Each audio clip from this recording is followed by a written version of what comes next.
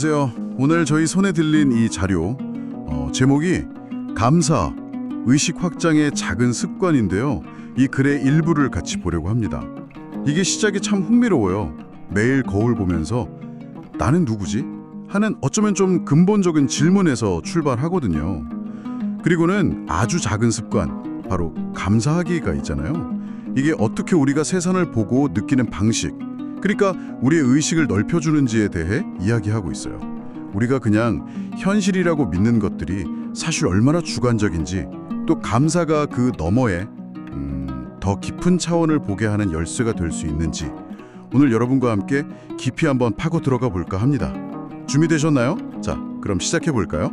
네, 정말 들여다볼 만한 주제죠. 이 글이 딱 처음부터 지적하는 게 우리가 세상을 받아들이는 방식이요. 이게 생각보다 훨씬 제한적일 수 있다는 거예요. 아, 제한적이다. 어떤 면에서요? 예를 들어 벌은 우리가 못 보는 자외선 무늬를 보고 뱀은 열을 감지하잖아요. 그런 것처럼 우리 인간도 각자의 감각이라는 필터가 있어서 그걸 통해 세상을 뭐랄까 편집해서 경험한다는 거죠. 아하, 우리가 보는 게 전부가 아닐 수도 있다는 거군요. 그렇죠. 그래서 오밀이 글의 바탕으로 감사라는 행위가 어떻게 이 제한된 인식의 창을 조금씩 열어주고 우리가 평소 놓치고 있던 현실의 다른 면들, 또 보이지 않는 어떤 연결들과 우리를 이어주는지 함께 이야기 나눠보려고 합니다. 특히 글 속에 녹아있는 저자의 솔직한 경험이나 성찰 같은 게요. 아마 듣고 계신 여러분 각자의 삶에도 분명 어떤 울림을 줄 수 있을 거라고 생각해요. 맞아요. 그 글쓴이의 경험 이야기가 나오죠. 갑자기 세상을 떠난 동료분 이야기요. 그 빈자리를 보면서 오히려 눈에 보이지 않는 것들, 그러니까 기억이나 웃음소리 같은 게 더 생생하게 느껴졌다고 하잖아요. 네, 그 부분 저도 참 인상 깊었어요. 그때 처음으로 고마웠다, 이렇게 감사의 말을 적었다고 하죠. 이게 어쩌면 감사의 가장 기본적인 역할 중 하나 아닐까요? 우리 눈앞에 보이지 않는 것, 어떤 형태가 없는 것들의 존재와 가치를 인정하게 해주는 거요. 바로 그 지점입니다. 우리가 현실이라고 그냥 철석같이 믿는 것들이 사실은 우리 감각이라는 아주 좁은 통로로 들어온 정보 조각들의 모음일 뿐이라는 거죠. 벌과 뱀 예시가 그걸 딱 보여주고요. 종마다 다른 현실을 산다는 거. 네, 맞아요. 우리 인간도 마찬가지로 우리만의 필터를 통해 세상을 해석하고 경험하는 거죠. 근데요, 여기서 글이 현대 물리학 이야기를 살짝 가져와요. 더 깊이 들어가기 위해서요. 아, 맞아요. 그 부분 저도 흥미롭게 봤어요.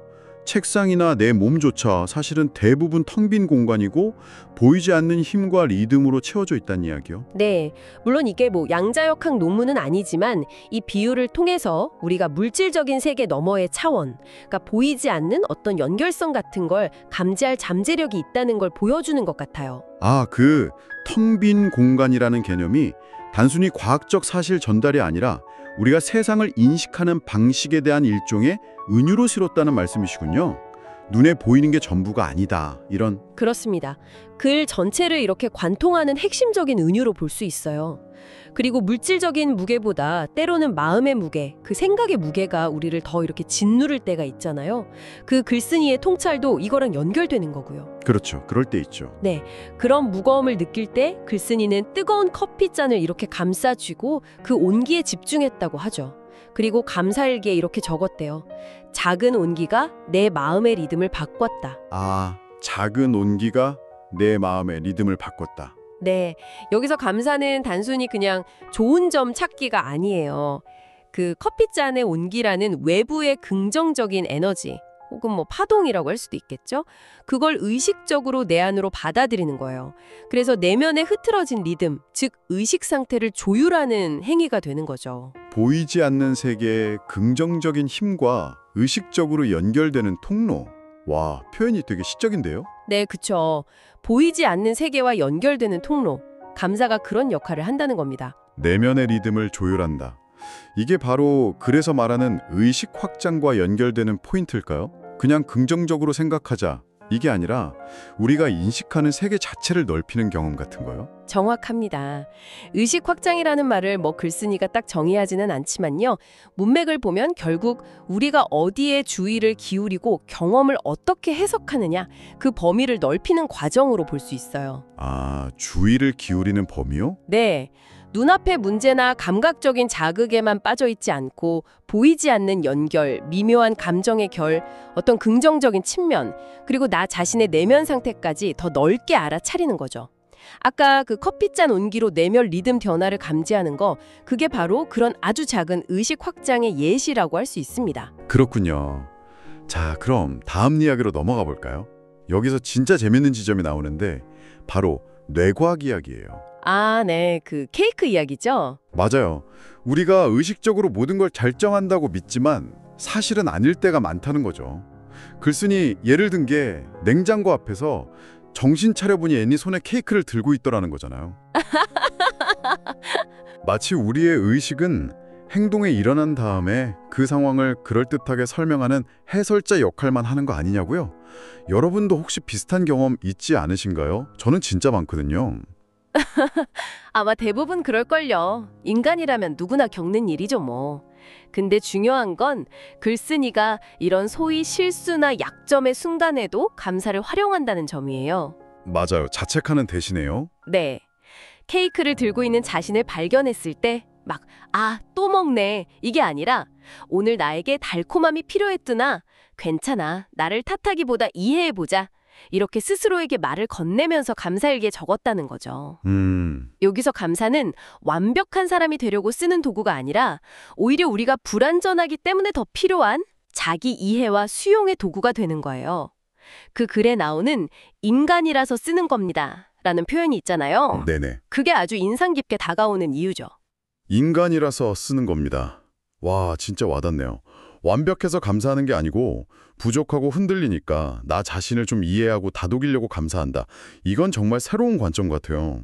보통 감사는 밖에 있는 좋은 것에 초점을 맞추잖아요. 그렇죠. 근데 여기서는 내 안의 불완전함까지 이렇게 끌어안는 도구가 되는 거죠. 이야. 네. 자기 비난의 고리를 끊고 그 대신에 자기 이해와 연민으로 나아가는 첫걸음이 될 수 있는 거예요. 그리고 이렇게 스스로를 이해하는 경험이 쌓이면 그래서도 말하듯 내일 비슷한 상황이 왔을 때 조금 더 유연하게 그리고 좀 더 의식적으로 선택할 가능성이 높아지겠죠. 아, 그럴 수 있겠네요. 이게 바로 자신의 내면, 즉 의식의 작동 방식에 대해서 더 깊이 이해하게 되는 실질적인 과정인 거예요. 더 나아가서 글은 우리가 혼자 떨어진 존재 같지만 사실은 생각보다 훨씬 깊이 연결되어 있다는 점도 여러 경험을 통해 보여줘요. 어떤 경험들이요? 뭐 예를 들면 문득 어떤 친구가 떠올랐는데 바로 그 친구한테서 연락이 온다거나 몸이 좀 안 좋다 싶은 날이면 기가 막히게 엄마한테서 전화가 오는 경험 같은 거예요. 아, 그런 거 진짜 있죠. 저도 몇 번 경험했어요. 되게 신기하죠? 네, 그렇죠. 그래서는 이런 동시성의 순간, 마치 마음이 마음을 부른 것 같은 순간, 오늘 마음이 마음을 불렀다 이렇게 표현했죠? 를 놓치지 말고 기록하라고 제안해요. 기록하라. 네, 그리고 더 나아가서 문득 생각난 사람에게 그냥 생각나서 고마워 같은 짧은 메시지라도 한번 보내보라고 권하죠. 이런 작은 행동들이 우리 사이에 있는 그 보이지 않는 연결의 끈을 더 따뜻하고 강하게 만들어준다는 거예요. 아, 그냥 메시지 하나 보내는 것만으로도요? 네, 이게 우리의 의식이 단순히 내 머릿속에만 갇혀있는 게 아니라 어떤 식으로든 서로 영향을 주고받으면서 연결되어 있다는 걸 보여주는 소중한 경험들이라는 거죠.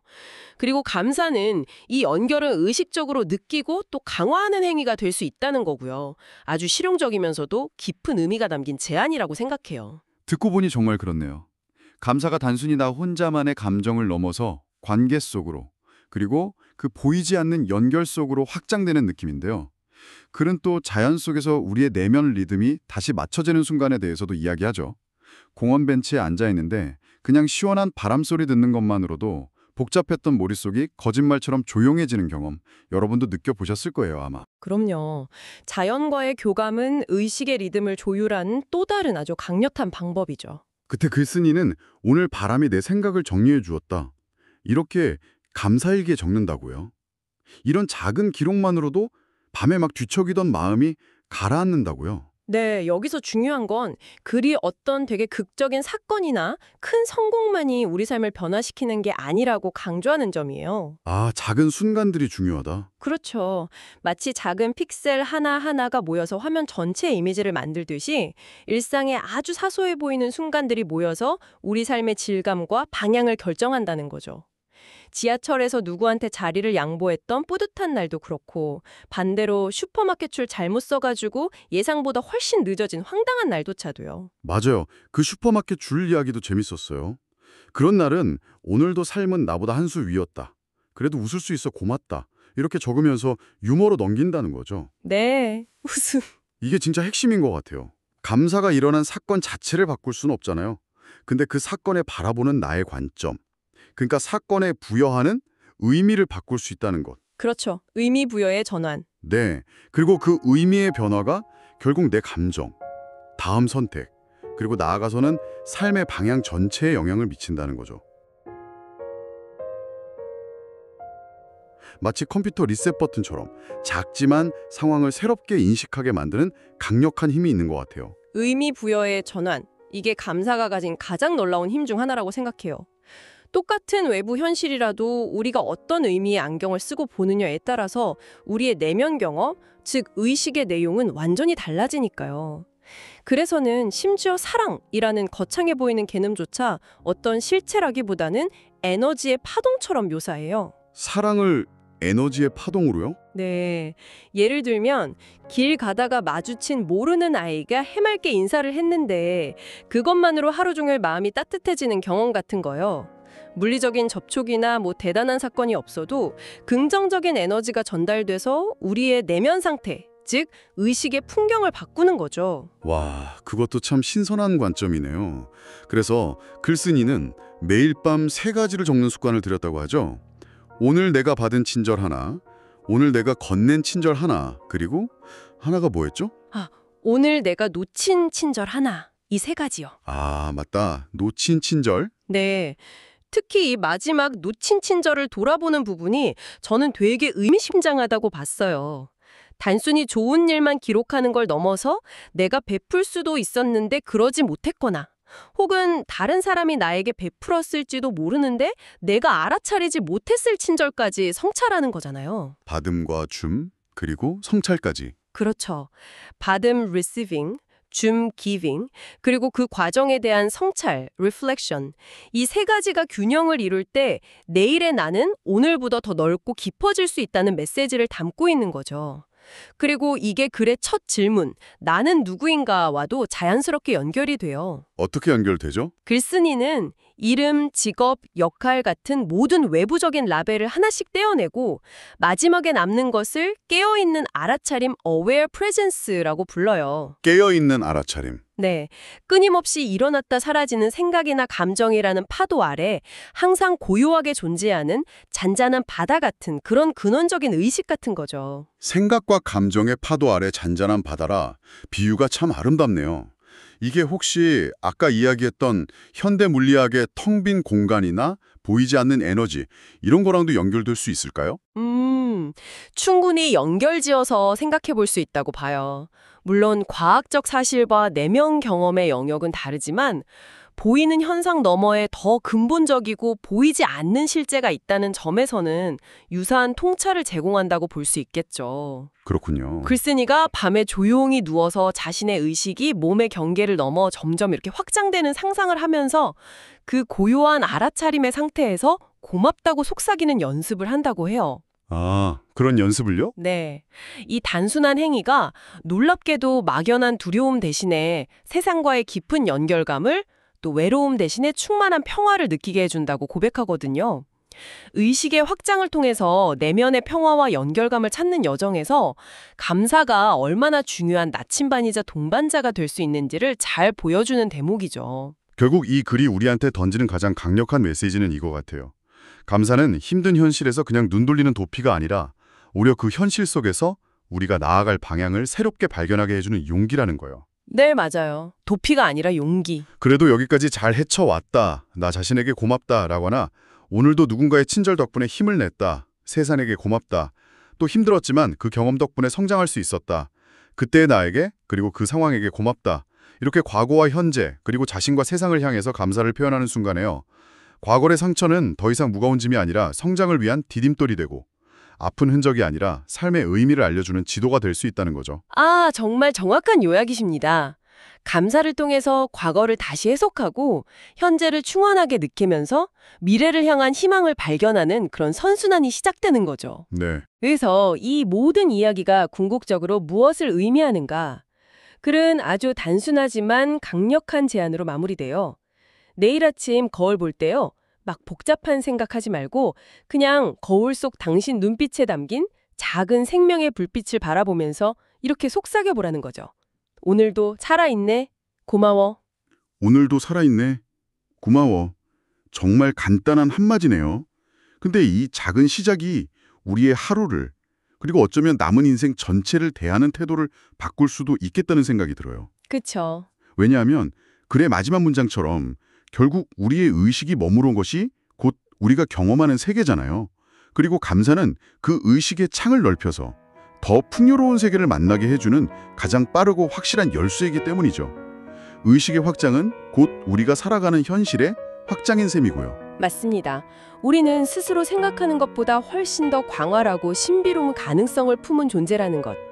그리고 눈에 보이는 물질 세계가 전부가 아닌 이 다층적인 현실 속에서 감사는 보이지 않는 가치와 연결성, 그리고 우리 안에 깊은 평화를 발견하도록 돕는 귀한 도구라는 것.